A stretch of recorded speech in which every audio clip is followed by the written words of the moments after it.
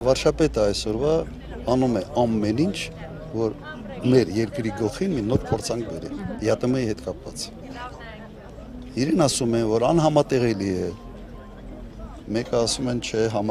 անհամատեղելի է, բայց դուք սենց զապասկա եք, մենք երբ ուզենք դուրս կգանք, բայց հիմա մենք այդ ամենից օգտվում ենք։ Եթե նման բան, որը մեկը ասի Միացյալ Նահանգների նկատմամբ, դուք պատկերացնում եք ինչ հետևանքներ կլինի։ Օրինակ մեկը Տրամպին, ասի, գիտես, հիմա քո հետ շփվում ենք, այնքանով ինչքան որ պետք ես։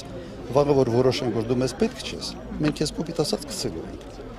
Հետևանքները կարող եք պատկերացնել։ Հիմա Ռուսաստանը հսկա երկիր է, մեծ ամբիցիաներ է։ Երևի աշխարհի հզոր երկրների երրորդն է իր պոտենցիալով։ Ռազմական պոտենցիալով երևի առաջի երկրորդ, տնտեսական պոտենցիալով երրորդ։ Կարելի է նման կարգի հարաբերություններ կառուցել նման ոչի մեջ Ռուսաստանի հետ։ Եթե դու մտածում ես Հայաստանի մասին։ Եթե չես մտածում, որ ինչ որ տեղից քեզ բրդում են եւ դու պետք է դուր գաս ինչ որ մինտեղ, հետո փորձես սվաղես այդ ամեն ինչ Ռուսաստանի հետ, հետո էլի դուր գաս 2-3 օր ասած ատրաբոտ կանես կոպիտ ասած, այլ